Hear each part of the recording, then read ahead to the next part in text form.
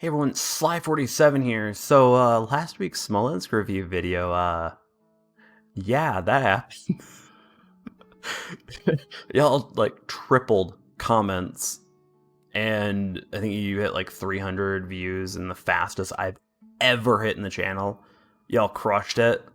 The engagement, holy crap, that was fun talking with all of y'all. And I want to say I stepped on some toes, but I think a lot of people were questioning why I thought a certain way on certain things and why I changed Tiermaker and all that stuff. So I thought I'd make this video today to kind of help you see where I'm coming from. And once again, leave a comment down below and let me know if maybe I'm putting too much focus on something, or maybe I'm just a scrub player and that I need to stop playing.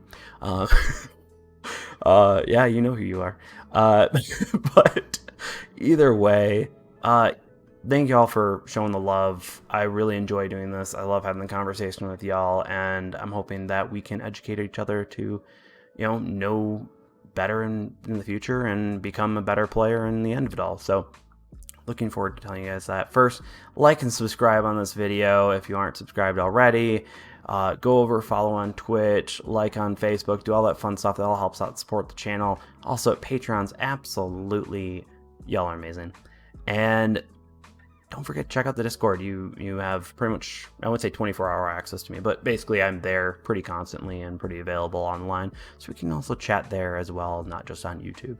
And maybe even join up on stream and play some games and kill some ships together.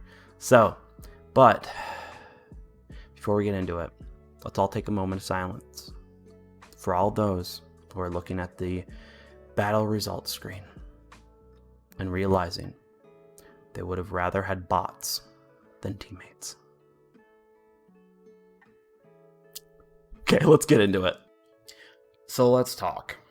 Tiermaker. This is probably one of the biggest controversies, everything like that. Of course, the review, yeah, everyone kind of understands it's easy to play, it's overpowered in certain ways, it's got its strengths, but it's very easy to kill.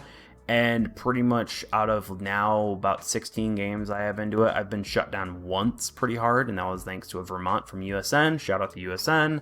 Thank you for balancing me that game, because I literally had just done 130k the previous game. So you did your team a solid, though I do know you still lost, so I'm sorry that your teammates sucked. Either way, on this graph, I redid the names, because I think that it was maybe confusing. Now that I've kind of rethought everything, I probably should have rethought the names as well. So previously, meta, way too strong. Now, I think it is. I think it still sits there, no matter what everyone's thinking. If you want to go like this, if I want to be weird, we're just gonna go like this. There, perfect. And such. Smolensk is still way too strong. And I don't think even if it's easy to shut down, it's too easy to get a crap ton of damage in. And I'm gonna go into this in a later portion of the video, but basically, I was like, hey, Moskva, Worcester, Nevsky, Stalingrad, they're great ships. They really are. Stalingrad shines more in a team, but it can still do a lot of damage. Like the Smolensk, it's a little easier to shut down from DDs, where the Smolensk, it doesn't matter what you are, it will shut you down. Unless you're Vermont and you just get lucky. Situational advance, a lot of people hated me bringing the Minotaur down that low, but I want people to realize that's a good position to be. Situational advance, you need to be a good player to play the Minotaur well. And it's why I love it. You have to know map play. You have to know how to shoot the guns. You need to know when to expose yourself, when not to expose yourself in game. Don't think that way. You have a lot more things on there where, like Henry IV, that's more situational. It's going to be, hey, you're going to have your skills up. The person's going to have a bad time. You're going to do darn well in that situation. Same with Venetia. You have a lot of DDs in your game. It's just going to own. It's just going to be in its element. Have fun and such. Des Moines, hey, look, people are pushing on you. Oh, that means they're getting into your danger zone? Danger zone. Yeah, no, right. That's dangerous. Same with Zao. It's team comp compliant. That's why I kind of put it as last, because it really, if you have a rough team, sorry, you pretty much screwed in the Zao. Down here, they exist, they need help. They're good. Like, they really are. They're pretty decent. They are. It's just the problem is that they've got other ships overshadow them. AP-wise, Moskva, Stalingrad, Minnow, Henry, Buffalo, like they all do 203 AP damage incredibly well.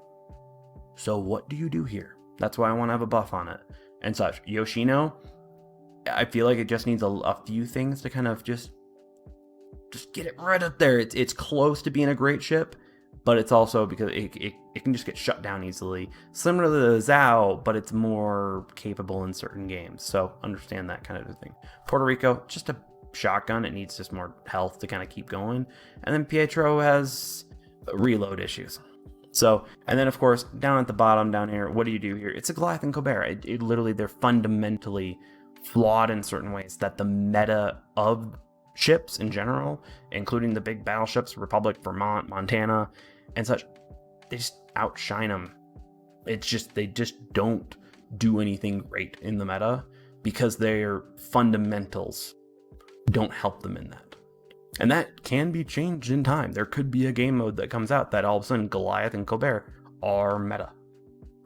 But not there right now. So, of course, much love is needed on both of them. Yeah, so let's kind of get into why I think exactly why it is. And I think I need to teach everyone a little bit of game theory. Not that game theory, but actual game design theory. Fun fact, the whole reason I got into programming was because I wanted to become a game designer. And then I learned about crap hours and crap pay and making money for Activision millionaires, which obviously did not turn out so well for so many people. But either way, we should love on our game devs more. They're awesome. They make the worlds that allow us to play. So, yeah, that's a fun topic. But let's talk about game design and game theory. Okay, so before you freak out that you're seeing another XY axis, or if you're in school, seeing another one for the 15th time today, let's just kind of go over this. This is more theory. This is game theory, not that one again. But this is more about, do you understand that basically skill and damage are related in some way, shape, or form? And in game theory, game balancing, what you want to have, realistically, your most basic set of balance is something like this. Your underperforming players are not going to do as much as the average damage, but they're going to do some. They're going to be able to do a little, kind of do that thing. Do a little bit. Not always carry, not potentially do those awesome plays where they maximize the amount of damage out of it. But as they grow and use that more and more, they become more of the average player for that ship, gun, whatever, tank, and such. And here's where typically what I would say is, as their skill grows, it's going to be a scatter plot over here. You're going to have, some above, some below. They're going to start trying new things, learn new things, how to play the map with it better, how to play a certain map with certain things. For a blitz, shoot AP versus HE at certain times. So which way are they going to go? Know when to shoot, maybe, just torps out, just out random, or wait until you can confirm that white line. But as they get better, they're eventually going to go up and all of a sudden realize that they're going to be better than average. They're going to be doing more damage. They're going to be able to take those plays. They're going to position themselves right. That's all of a sudden going to add in all this extra damage, and now they're going to be doing a lot better. Skilled players, of course, are going to take this really quick, right up this line, right up to this top damage. The average players are going to sit around here. They do their thing. They do the damage that they want. And this is really the most balanced type of skill curve that you want in your game. You want it, hey, off the bat, realistically, when you think about it, your bad players, the difference between a bad and a good player isn't much. And the difference between a good player and a skilled player isn't that much either. So all of a sudden, you're not having these problems where you're like, hey, did that person cheat? Did this do something? That's complete bullcrap because it's so powerful or something like that. You're literally just going to be able to go, hey, I just don't have the experience because that player just outdid me just that little bit. And because they did, it's not a hard loss. You're more along the lines of yeah, darn, that player just did it. That player just did it well.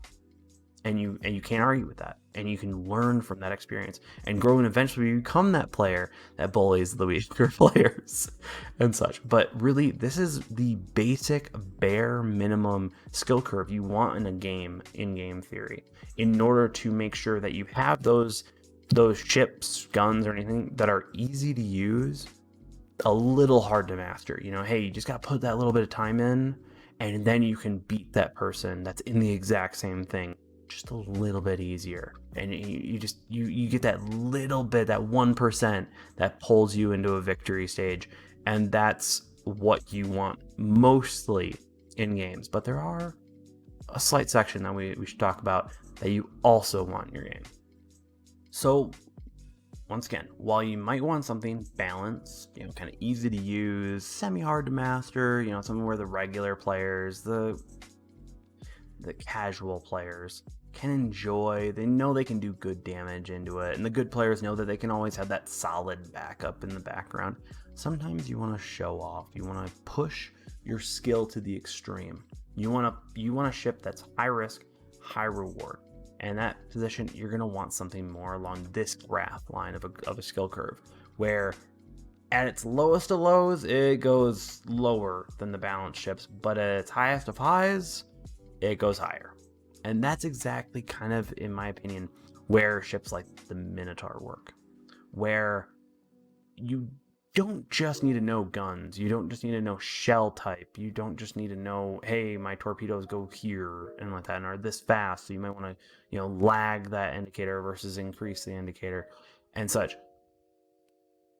With this type of ship, the players that are just beginning are gonna have a hard time with it, especially the entire line in the minnow. They're gonna get shut down easy. They're not gonna exactly know how to use the smoke, when to use the smoke, when it's appropriate, when to use the concealment versus when not, and that. But as they grow, this graph is gonna get a little closer to the average, and sometimes a little bit better than the regular, or along the same lines as the regular player, the casual player. But with this hardness, you're gonna start learning, kind of adapting, growing with the ship, and pushing yourself to a further and further, and make yourself better and better. And there's going to be a point at which that with those advanced ships, or even situational ships, that you're eventually going to learn how to use those skills in conjunction. You're going to have to learn those conjunctive skills together faster in order to all of a sudden, now you are far better in this ship, even though you are less skilled of a player. As long as you know this ship, you can actually be less skilled but more skilled with that ship than the average balanced or generally balanced ship for the regular populace, like a Moskva. Minnow, hey, I can know when and where and how to keep myself away from a Moskva while still beating the little crap out of it with all of my tools, and it would have no recourse against me. That's where you're starting to kind of push that skill. But then when all of a sudden, when you start to get to the higher skills, seeing a Minotaur that knows how to play it and knows how to play the map, knows where to shoot even at long range, knows how to mess with people with its abilities, knows how to play with its food, basically, you start having to worry if you see one on the enemy team, where it's not just, hey, this person is just a competent player. It's, no, that ship is with a competent player, and now will take on multiple of my teammates by themselves and come out a victor. Because the amount of damage that the ships can put out when you're pushing it to 100% is far greater than that of a regular ship. But also, it's far easier to shut down. That's why I think the Minnow, it's like, hey, if you run into a Vermont once, kind of screwed. But if you play it right, the Vermont will realize it needs to stay away from smoke a little better. So, this is where you want to praise those skill players, those players that advocate that they want to actually push themselves harder. They want to, I wouldn't say they want to be like the Sweats for like Warzone and stuff, but they want to push themselves. They don't just want to play a ship and get decent damage. They want to play a great ship and wreck in it. And that's a whole nother level of skill that you want them to be in, and you want to offer. You want to really have a good chart of all of your ships, weapons, everything like that for game theory, kind of within these lines where it's like, hey, the good players, they'll play good. The advanced players, they'll play even harder. And the insane players will start taking both of these styles of balance to the extreme and really show you what can be done. But let's talk about when maybe you gave too much power to something. So what happens when you give a ship all the capabilities to do what it needs without very many disadvantages? What happens is you start out with a ship at lower ranks, lower skill players that kind of plays normal. They're like, hey, this is a pretty decent ship. Maybe you're starting to kind of, notice, hey, you got all the advantages, know the disadvantages, so you're just constantly working up, kind of pushing up closer to the average player. The problem is that once you get at least halfway skilled with it, it becomes this. There are too many times that I've had people say, certain ships are overpowered, certain ships are this, certain ships are that. Let's talk about what makes an overpowered ship, vehicle, gun, anything like that.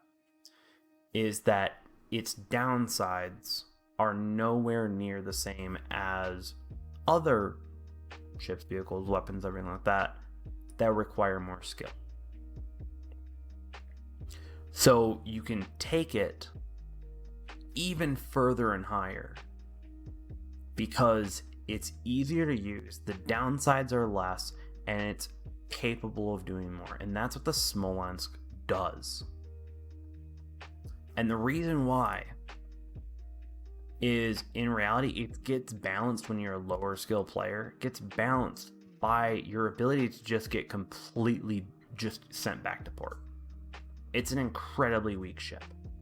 The problem is that with relative ease, you're doing as much damage as a regular fully balanced ship as a low skill player, but there becomes a certain moment, whether or not the team comp, your skill finally starts hitting it, you get in the right situation, everything like that, that you take that somewhat balanced ship in the wrong hands to a far advanced ship far easier. And that's the real problem with the Smolensk. You put it in a good player, a half decent, just a little better than I'd say most players, that player will be nailing big calibers every game with ease and such. And last week's video I think was a great testament that more of y'all need to be playing with me, because I'd like more Smolensk shut down by you. Everyone made it out to be so easy, so incomparable. Oh, this Smolensk, 12 kilometers, I just blapped it out of existence and such. Sorry that you ran into a bad Smolensk player, because I've been running into some damn good ones. Even in ships that are meant to counter it, a good Smolensk player will take that counter down. I've taken down Worcesters from Pramo. These are not scrubs. And I know I'm not even that good of a player. I'm barely probably in the 50-60% range. I've run into a Nevsky from L4. The sucker didn't even have a chance. That's the problem. Is you give this ship to a mediocre to good player, they are going to beat other players into the ground with ease. And you may go, oh, Vermonts can shut me down. I got shut down once via Vermont. Other than that, nothing. Vermonts weren't scary. I just dodged right. I just moved right in my smoke. And I kept that sucker on fire until it died. I had no concern over my health in that situation. That's why it's broken. It's so easy. But the beauty is a lot of the time with these broken mechanic ships, is all you have to do is give the right skills and give the right buffs to other things to make it so that this advantage that it has in the late higher skill areas gets balanced. You don't actually need to change the ship. I know a lot of people might be going, well, hey, you can balance the Smolensk. Even if Wargaming can, and go against EU law and everything else like that I know of, which of course I might be wrong. even if they can balance the Smolensk, I actually wouldn't say they should. I think that they actually need to buff other ships in order to bring it down to be more like this, or even maybe more like this. Make it more of an advanced ship. Make it more of something that fits the line of these two. But right now, you give a Smolensk to a regular, average, everyday Joe player, Joe or Jane, I should say, and like that. They will go from playing like this to playing like this in no time once they learn the ship just a little bit. Because it's incredibly easy to just take it from 40, 50k a game to 120 or more. It's not hard. It's just the right game, just the right setup, and also just knowing how to play it. So that's my reasoning, is as much as like the minnow, hey, you can go about the same pretty well, you have to be good in it. It rewards you for being good. Henry, you want to play it well, you have to make sure you utilize your skills. Be that burst machine. Hit when you want, leave when you need, and such. Des Moines, exploiting, making sure that people just can't eat your range. Smolensk is broken because it has almost, pretty much only one down to it, which is its armor. But it has 2 smokes, which can be used incredibly well to just set up fires wherever, however it wants. And you can't really do much about it. So what we need to do is we need to balance it. That's why I put it in that particular situation. That's why I talk about it such. Is I didn't realize, I thought it was going to be an advanced. I thought it was just going to be, okay, yeah, I'm not too bad. No, it just takes it to a whole nother level. It doesn't, it's why I changed my view so much on it. Is it's not even funny how easy this ship is to counter the counters that are supposed to be killing you. I've run into some damn good players with the thing, and I can still shut them down. And that's not right. You need to have a rock, paper, scissors, or just a 1v1 type of comparison that, yeah, take it, Nevsky, Moskva, Worcester, things that can spot it and keep it going should be able to generally beat it. But I can tell you this, in most cases, either I'm winning or I'm making sure that they can't do anything for most of the game left. Because guess what? They're burning to death. So I hope that this explains it better of how and why I want to balance certain things and why I want to go through, because in game 3 you want to have more advanced, more regular ships, kind of have that variety between them where, hey, maybe you can become, it gets easier to the normal player, but it's not really hard to master. You can have those type of ships where they just do good. You don't want broken. You don't want to mix between, it's like, hey, that's just a regular ship, but it can go even higher. And then it's like, well, what are the advanced players playing for then? When the broken ship is right there and does everything better and easier. It's pretty simple. And eventually, I'll touch on carriers. Everyone's like, oh, yeah, that's pretty much what my opinion of the carriers are, but I'm not going to get into it, else this video would be like 20 minutes long, and it would just be nothing but bashing carriers. So, I really hope that this explains why I think that the Smolensk is way too strong. It's way too easy to play, and good players take it to an unknown level.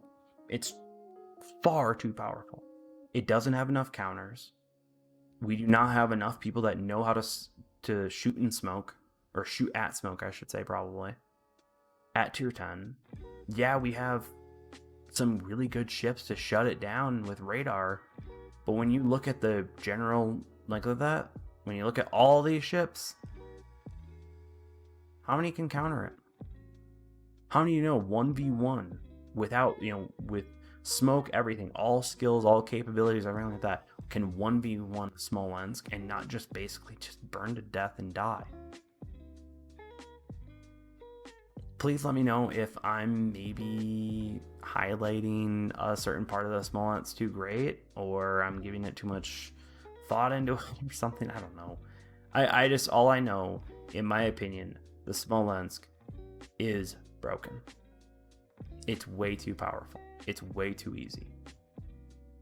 The average player takes it far greater. In my opinion, the average player takes the Smolensk, what the Hindenburg and the Yoshino, Puerto Rico, Pietro, like a good player could do. A good player will be taking the Smolensk even further and for a lot less effort.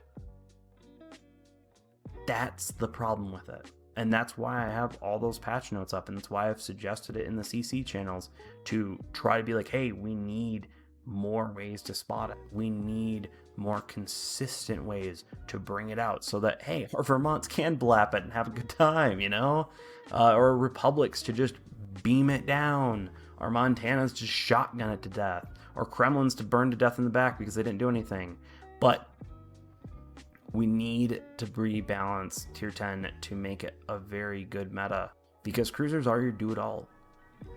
As much as I might be one of the few in the proud cruiser mains on NA, we need to make it so that most cruisers can still at least spot it just a little bit, or at least put pressure on it.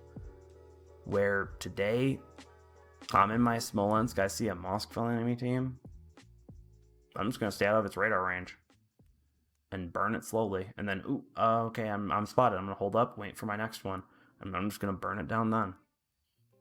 Or I'm going to wait for it to get way too close, and then I'm going to take it down with all of my torps and all of my guns. I have way too many tools in the Smolensk. It's just way too versatile. Whether or not they buff or nerf it, that's a whole nother thing, and maybe I'm wrong about it, maybe I'm right about it, but as far as I know, they can't nerf it, so let's buff other things that should shut it down. Amazing, like the accurate Hindenburg.